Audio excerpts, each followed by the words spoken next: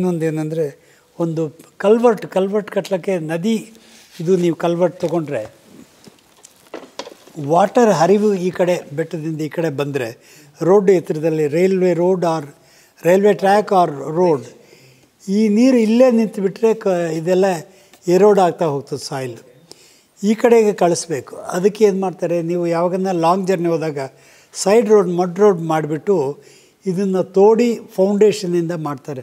ಒಂದು 8 ತಿಂಗಳಿಂದ 1 ವರ್ಷವರೆಗೆ ಆಗುತ್ತೆ. ಅಲ್ಲಿವರೆಗೂ ನೀವು ಲಾಂಗ್ ಜರ್ನಿ ಹೋದಾಗ ಅಲ್ಲಿವರೆಗೂ ನೀವು ಮಡ್ ರೋಡ್ನಲ್ಲೇ ಸಫರ್ ಆಗಬೇಕು. ನನ್ನ ಟೆಕ್ನಾಲಜಿ ಒಳಗೆ ಈ ರೋಡ್ ಹಾಗೆ ಚಾಲನೆಯಲ್ಲಿರ್ತದೆ, ವಾಹನಗಳೆಲ್ಲ ಚಾಲನೆ ಒಳಗಿರ್ತವೆ. ಲೈವ್ ರೋಡ್ ಮೇಲೆ I can create A culvert at 1/10 to 1/20 of the cost. ನಿಮ್ಮ ಮಡ್ ರೋಡ್ ಕಾಸ್ಟ್ನಲ್ಲೇ ಮಾಡಿಬಿಡ್ಬಲ್ಲೆ. ಇದು this is again patent is in my name. ಇದಾದಮೇಲೆ ಇನ್ನೊಂದು ಏನಂದರೆ ಪ್ಲಾಸ್ಟಿಕ್ನಿಂದ ತುಂಬ ಅನಾಹುತಗಳಾಗ್ತವೆ. ಈ ಪಶುಗಳಿಗೂ ತಿನ್ನೋದು ಅದೊಂದೇ ಅಲ್ಲದೆ ಎಷ್ಟೋ ಹಸುಗಳು ಹೊಟ್ಟೆ ಕೊಯ್ದರೆ ಅದ್ರ ತುಂಬ ದೊಡ್ಡ ದೊಡ್ಡ ಲಂಪ್ಸ್ ಆಫ್ ಪ್ಲಾಸ್ಟಿಕ್ ಎಲ್ಲ ಇರ್ತದೆ.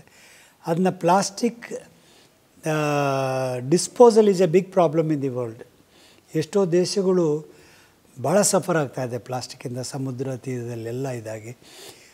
ನಾನು ನಮ್ಮ ಫ್ರೆಂಡ್ ಒಬ್ಬರು ಸೇರಿ ಹಿತೇಶ್ ಅಂತ, ಹಿ ಈಸ್ ಫ್ರಮ್ ಮಹಾರಾಷ್ಟ್ರ, ಒಂದು ಪ್ಲಾಸ್ಟಿಕ್ ಕಂಡುಹಿಡಿದಿದ್ದೀವಿ. ನೀವು ಭೂಮಿ ಒಳಗೆ ಸ್ಟ್ರೆಡಿಂಗ್ ಪೀಸ್ ಮಾಡಿ ಭೂಮಿ ಒಳಗೆ ಇಟ್ಬಿಟ್ರೆ it will become a manure on the 90th day. ಅದು ಇದಾಗಿದೆ. ಇನ್ನೂ ನೆಕ್ಸ್ಟ್ ಏನಂದರೆ ಸಮುದ್ರ ಕಡಲು ಕೊರೆತ ಈಸ್ ಎ ಸೀರಿಯಸ್ ಪ್ರಾಬ್ಲಮ್. ಸಮುದ್ರ ಏನಂದರೆ ಈಗ ಅಲೆ ಬಂದು ಭೂಮಿ ಮೇಲೆ ಬಿದ್ದಾಗ ತೀರದಲ್ಲಿ ಆ ಸಾಯಿಲ್ ಲೂಸ್ ಆಗಿಬಿಡುತ್ತೆ. ರಿಟ್ರೀಟ್ ಆಗೋವಾಗ ಆ ನೀರು ಆ ಮರಳಿಂದ ತೊಗೊಂಡು ಹೋಗ್ತದೆ. ಹಾಗಾಗಿ ಸಮುದ್ರ ಮಟ್ಟ ಏರ್ತಾ ಇದೆ. One of the main reasons. And ಮೊನ್ನೆ ಒಬ್ಬರು ಕೇರಳದಿಂದ ಬಂದಿದ್ದರು, ಹೇಳಿದರು ನೀವು ಹೇಳಿದ್ದು ಕರೆಕ್ಟ್ ಸರ್, 60 ವರ್ಷದ ಕೆಳಗೆ ನನ್ನ ಚೈಲ್ಡ್ಹುಡ್ನಲ್ಲಿ ಸಮುದ್ರ 1.5 ಕಿಲೋಮೀಟರ್ ದೂರದಲ್ಲಿತ್ತು, ಈಗ 100 ಮೀಟ್ರಿಗೆ ಬಂದುಬಿಟ್ಟಿದೆ ನಮ್ಮ ಮನೆಗೆ ಕೇರಳದಲ್ಲಿ ಅಂತ. ಸೊ ಸಮುದ್ರ is advancing. Several countries like ಮಾಲೆ, ಫಿಲಿಪೀನ್ಸ್, ಫಿಜಿ ಐಲ್ಯಾಂಡ್ಸ್ ಇವೆಲ್ಲ ಕೂಡ ಮುಳುಗಡೆ ಆಗ್ತವೆ. ಈಗಲ್ದಿದ್ರು ಮುಂದೊಂದು ದಿನ 129 ದೇಶಗಳಿಗೆ ಕಡಲು ಕೊರೆತ ಈಸ್ ಎ ಪ್ರಾಬ್ಲಮ್. ಇದಕ್ಕೆ ನಿವಾರಣೆ ಒಂದೇ ನೀವು ಮೆರೈನ್ ಡ್ರೈವಿಗೆ ಹೋಗಿದರೆ 4-legged ಕಾಂಕ್ರೀಟ್ ಬ್ಲಾಕ್ಸ್, ಟೆಟ್ರಾಪಾಡ್ ಅಂತಾರೆ ಅವನ್ನ, ಅದನ್ನ ರ್ಯಾಂಡಮ್ಲಿ ಡಂಪ್ ಮಾಡ್ತಾರೆ. ನೀವು ಮೆರೈನ್ ಡ್ರೈವ್ ಹೋದರೆ ಅಲ್ಲಿ ಉಡುಪಿ ಹತ್ರ ಕೂಡ ಮಾಡಿದ್ದಾರೆ, ಮಲ್ಪೆ ಹತ್ರ. That caste about 40 to 50 crores per kilometer. ಅಂಗಾರ ಅಂತ ಒಬ್ಬರು ಮಿನಿಸ್ಟ್ರ್ ಇದ್ದರು, ಭಾಳ ಪ್ರಾಮಾಣಿಕತೆ ಇರೋ ಮಿನಿಸ್ಟ್ರ್.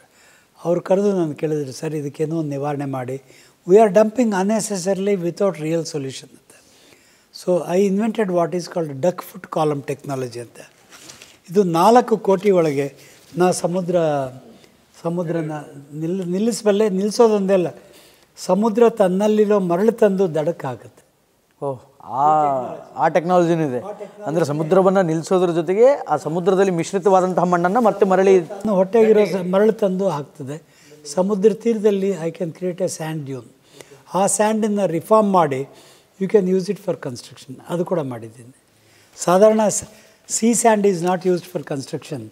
ಅದನ್ನು ರಿಫೈನ್ ಮಾಡಿ ಸಲ್ಫೇಟ್ಸು ಕ್ಲೋರೈಡ್ಸ್ ತೆಗೆದುಬಿಟ್ಟು ರಿಯೂಸ್ ಮಾಡೋ ಟೆಕ್ನಾಲಜಿ ಕೂಡ ಕಂಡುಹಿಡಿದಿದ್ದೀನಿ. ಫ್ರೀಯಾಗಿ ಸಮುದ್ರ ತನ್ನ ಹೊಟ್ಟೆಗಿರೋ ತರ್ತದೆ, ಸಮುದ್ರ ಮಟ್ಟ ಅದರಿಂದ ಇಳಿತದೆ. ಸಿಮಿಲರ್ಲಿ ಕಮ್ಮಿಂಗ್ ಟು ಹೌಸಿಂಗ್, ನೀವು ಗಮನಿಸಿರ್ಬೋದು, ಟಾಯ್ಲೆಟ್ ಈ ಅಪಾರ್ಟ್ಮೆಂಟ್ಸ್ನಲ್ಲಿ ಮೇಲಿನ ಟಾಯ್ಲೆಟ್ ಲೀಕ್ ಆಗುತ್ತೆ. ಲೀಕ್ ಆದಾಗ ಕೆಳಗೆ ವಾಸ ಇರೋರು ಸಫರ್ ಆಗ್ತಾರೆ. ಮೇಲಿನ ಟಾಯ್ಲೆಟ್ ಗಲೀಜು ನೀರು ಇವ್ರ ತಲೆ ಮೇಲೆ ಬೀಳ್ತಾ ಇರ್ತದೆ. ಸೊ ಇದಕ್ಕೆ ನಿವಾರಣೆ ಏನಂದರೆ ಮೇಲಿನ ಟಾಯ್ಲೆಟ್ಟು ಒಡಿಬೇಕು. ಪೈಪ್ ಜಾಯಿಂಟು ಏನೋ ಒಂದು ಲೀಕ್ ಆಗಿರುತ್ತೆ, ಮೇಲಿನ ಟಾಯ್ಲೆಟ್ ಒಡೆದುಬಿಟ್ಟು ಫ್ಲೋರಿಂಗ್ ತೆಗೆದು ಪೈಪ್ಗಳು ತೆಗೆದು ಆ ಸಿಂಡರ್ ಕಾಂಕ್ರೀಟ್ ಹಾಕಿರ್ತಾರೆ ಅದು ಮೊದಲಿಂದ ಕೆಲಸ ರೀಪ್ಲಾಸ್ಟರ್ ಮಾಡಿ ಮತ್ತು ಪೈಪ್ ಹಾಕಿ ಕಾಂಕ್ರೀಟ್ ಹಾಕಿ ಫ್ಲೋರಿಂಗ್ ಮಾಡ್ತಾರೆ. ಇದು ಲಕ್ಷಾಂತರ ಖರ್ಚಾಗ್ತದೆ. ಒಂದೊಂದು ಸಲ ಮೇಲಿಗೆ ಒಂದೇ ಟಾಯ್ಲೆಟ್ ಇದ್ದರೆ ಅವ್ನು ನಿಮಗೆ ಮಾಡಲಿಕ್ಕೆ ಬೇಡಲ್ಲ. 1 ವರ್ಷ ಆದಮೇಲೆ ತಿರ್ಗಾ ಲೀಕ್ ಆಗ್ತದೆ. ಆ ಪ್ರಾಬ್ಲಮ್ ಮೇಲಿನವರಿಗೆ ಸಂಪರ್ಕ ಇಲ್ಲದೆ ಕೆಳಗಿಂದನೇ, this is called toilet trough ಅಂತ, ಕೆಳಗಿಂದನೇ ಪ್ರಾಬ್ಲಮ್ ಸಾಲ್ವ್ ಮಾಡ್ತೀನಿ ನಾನು. ಇದು ಟಾಯ್ಲೆಟ್ ಟ್ರಫ್ ಎಂಬ ಇನ್ವೆನ್ಷನ್ ನನ್ನ ಹೆಸರಲ್ಲಿ ಪೇಟೆಂಟ್ ಬಂದಿದೆ. ಯಾರನ್ನು ಹೊಸದಾಗಿ ಒಂದು 100 ಟಾಯ್ಲೆಟ್ ಕಟ್ತಾಯಿದ್ರೆ ಅಪಾರ್ಟ್ಮೆಂಟ್ಸ್, ಒಂದು 5x8 ಇದೆ, ಒಂದು 20,000 ಆಗುತ್ತೆ ಅಷ್ಟೇ. 12 ನಿಮ್ಮ ಟಾಯ್ಲೆಟ್ ಸೈಜ್ ಮೇಲೆ 12ರಿಂದ 20,000 ಆಗ್ತದೆ. ಈಗ ಸಪೋಸ್ ಯಾರನ್ನು ದೊಡ್ಡ ಬಿಲ್ಡರ್ ಬ್ರಿಗೇಡು ಆ ಥರದವರು ಟಾಯ್ಲೆಟ್ಗಳು ಕಟ್ತಾಯಿದ್ರೆ, ಅಪಾರ್ಟ್ಮೆಂಟ್ಸ್ ಕಟ್ತಿದ್ರೆ ಹೋಗಿ 8x10 ಟಾಯ್ಲೆಟ್ ರಫ್ ತೊಗೊಂಬಂದರೆ ಯಾರಾದರೂ ಇನ್ವೆಸ್ಟ್ ಮಾಡ್ಲಿಕ್ಕೆ ರೆಡಿ ಇದ್ದರೆ ಇದನ್ನ ತಕ್ಷಣಕ್ಕೆ ನಾವು ಜಾರಿಗೊಳಿಸ್ಬೋದು. ಇದನ್ನ ಇಟ್ಬಿಟ್ರೆ, ಕೆಳಗೆ ಇಟ್ಬಿಟ್ರೆ ಅಲ್ಲಿ ಸ್ಟೋರ್ ಆಗುತ್ತೆ, ಪೈಪ್ ಕೆಳಗೆ ಬಂದುಬಿಡುತ್ತೆ. ನಿಮಗೆ ಹೈಟ್ ಕೂಡ ಬರ್ತದೆ, ಇಲ್ಲಿ ಬಂದು ಬೀಳ್ತದೆ. ಲೀಕ್ ಆದರೆ ಪೈಪ್ ಜಾಯಿಂಟ್ ರಿಪೇರ್ ಮಾಡ್ಬೇಕಂದ್ರೆ ಇದು ತೆಗೆಯೋದು, ಪೈಪ್ ಜಾಯಿಂಟ್ ರಿಪೇರ್ ಮಾಡೋದು, ಇಟ್ಬಿಡೋದು. ಅಲ್ಲಿ ಒಂದು ಪೈಪ್ ಕೊಟ್ಬಿಟ್ಟು ವರ್ಟಿಕಲ್ ಸ್ಟ್ಯಾಕ್ ಕನೆಕ್ಟ್ ಮಾಡಿಬಿಡ್ತೀವಿ. ಇದು ಪೇಟೆಂಟ್ ನನ್ನ ಹೆಸರಲ್ಲಿದೆ. ಇದು ಪ್ರಯೋಗ ಮಾಡ್ಲಿಕ್ಕಂತೇಳಿ ರಾಮಯ್ಯ ಹಾಸ್ಪಿಟ್ಲ್ನಲ್ಲಿ ಸಾಕಷ್ಟು ಕಡೆ ಮಾಡಿದ್ದೀವಿ. ಇದು very cheap solution for A nuisance problem. Sir, Telugu ಸಿನಿಮಾದಲ್ಲಿ ಒಂದು ಡೈಲಾಗ್ ಇದೆ, ಏನಂತಂದರೆ ನನ್ನ ಹೆಸರಲ್ಲಿ ರೆಕಾರ್ಡ್ ಇರೋದಲ್ಲ, ರೆಕಾರ್ಡ್ಗಳ ಮೇಲೆ ನನ್ನ ಹೆಸರಿದೆ ಅಂತ. ಹಾಗಾಯಿತು ನೀವು ಹೇಳೋದು ನೋಡಿದರೆ. ಯಾಕಂತಂದರೆ ಲಿಮ್ಕಾ ಬುಕ್ ಆಫ್ ರೆಕಾರ್ಡ್ ಇದೆ, ಗಿನ್ನಿಸ್ ರೆಕಾರ್ಡ್ ಇದೆ, ಮೆನಿ ನ್ಯಾಷನಲ್ ಅವಾರ್ಡ್ಸ್ ಇದೆ. ಸೊ ಒಟ್ಟಾರೆಯಾಗಿ ಏನು ಅನಿಸುತ್ತೆ ಅಂತ ಈ ರೆಕಾರ್ಡ್ಸ್? ಅಲ್ಲ, ಇನ್ನೊಂದು 2 ಇನ್ವೆನ್ಷನ್ಸ್ ಇಲ್ಲ. ಖಂಡಿತ ಶೋರ್. ನೀವು ಮೊಬೈಲ್ ತೊಗೋಬೇಕಂದ್ರೆ ನೀವು ಗೂಗಲ್ಗೆ ಹೋಗ್ತೀರಿ, best battery backup and memory ನೋಡ್ಕೊಂಬಿಟ್ಟು you select something on the website. ನೀವು ಅದು ಮಾಡಿದಾಗ it will say you pay 30,000. ನೀವು ಕಟ್ಟಿದ್ರೆ ಒಂದು ವಾರಕ್ಕೆ ನಿಮ್ಮ ಮೊಬೈಲ್ ಕೊರಿಯರ್ನಲ್ಲಿ ಬರುತ್ತೆ. ಹಾಗೆ ನಾನು 15 ರಕ ಡಿಸೈನ್ ಮಾಡಿದ್ದೀನಿ. ಹೌಸಿಂಗ್ 1 ಬೆಡ್ರೂಮ್ದು 3, 2 ಬೆಡ್ರೂಮ್ದು 3, 3 ಬೆಡ್ರೂಮು, 4 ವಿಲ್ಲಾ ಎಲ್ಲ ನನ್ನ ವೆಬ್ಸೈಟ್ ಇನ್ನೂ ಲಾಂಚ್ ಮಾಡಿಲ್ಲ. Because financially I am not very rich. ಯಾರಾದರೂ ಇನ್ವೆಸ್ಟರ್ ಬಂದರೆ ಒಂದು 10 ಎಕರೆ ಜಾಗ ಕೊಟ್ಟು ಅಮೌಂಟ್ ಕೊಟ್ಟರೆ I can make a difference to the world.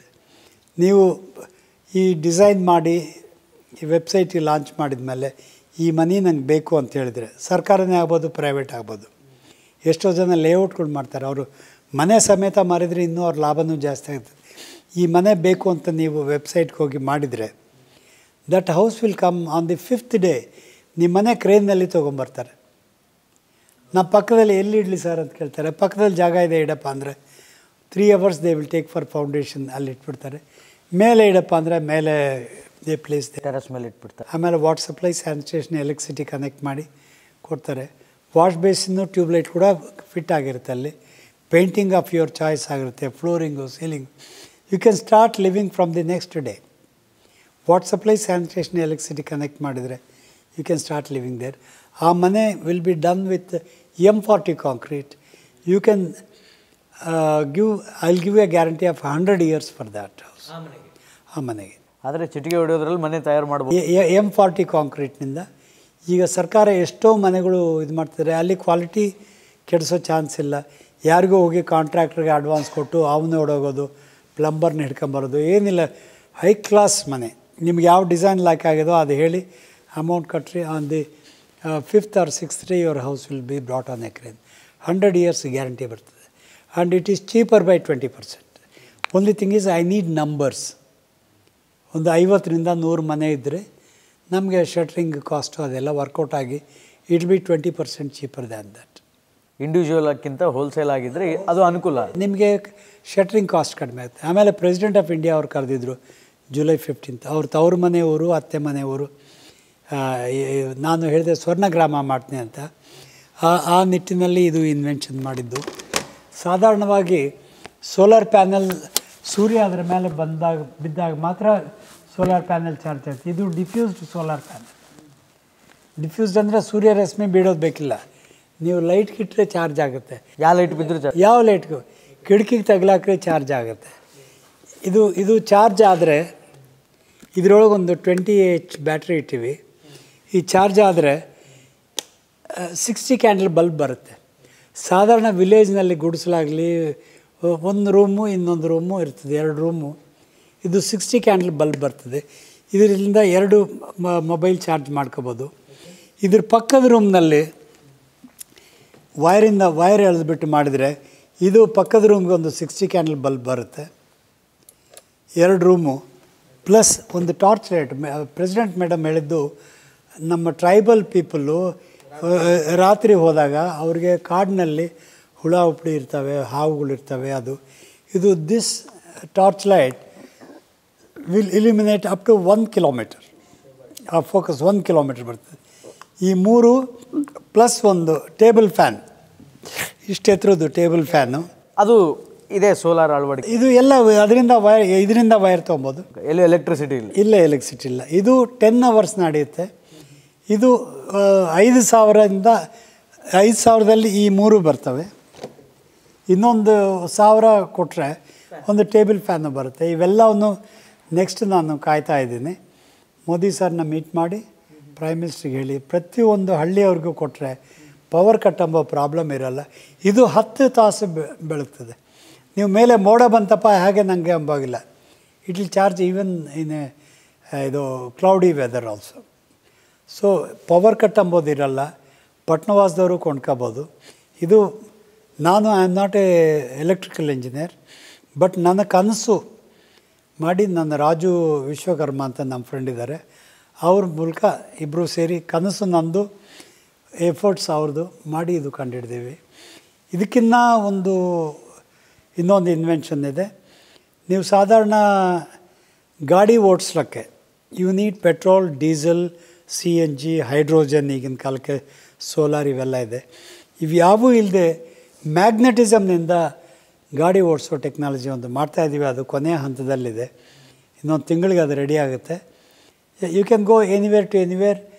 ಅದರ ಹೆಸರು ಪರ್ಪೆಚುವಲ್ ಎನರ್ಜಿ, ಎಂಡ್ಲೆಸ್ ಎನರ್ಜಿ ಅಂತ. ಒಂದು ಸಲ ಇಂಜಿನ್ ಕೂಡಿಸ್ಬಿಟ್ರೆ ನೀವು ಲೈಫ್ ಲಾಂಗ್ ಫ್ರೀ. ಫ್ಯೂಯಲ್ ಜೊತೆ ಅವಶ್ಯಕತೆನೇ ಇಲ್ಲ, ಫ್ಯೂಯಲ್ ಅವಶ್ಯಕತೆ ಇಲ್ಲ. ಸರ್, ಇಷ್ಟೆಲ್ಲ ಪ್ರಾಜೆಕ್ಟ್ಸ್ಗಳನ್ನು ಮಾಡ್ಕೊಂಡು ಬಂದಿದ್ದೀರಿ, ಸುಮಾರು ಹೆಸರಿದೆ, ಸುಮಾರು ರೆಕಾರ್ಡ್ಸ್ಗಳು ಬಂದಿದೆ.